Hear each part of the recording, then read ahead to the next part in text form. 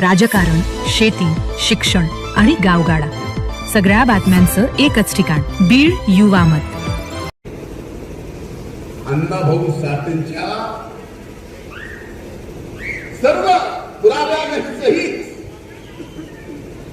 एक पत्र केंद्र सरकारला दिलं.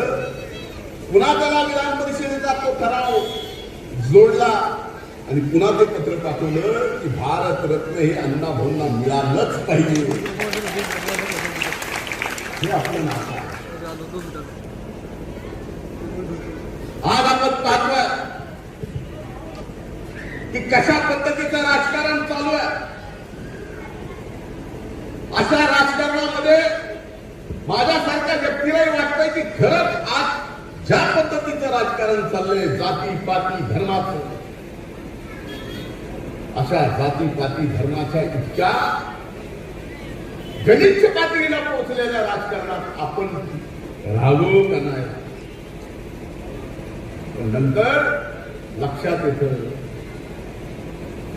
हा विचार जरी मनात आला राहावं का नाही राहावं, पुन्हा वाटतं की उपेक्षितला उपेक्षित माणूस, लहानातले लहानी जात, त्या सगळ्या गोष्टी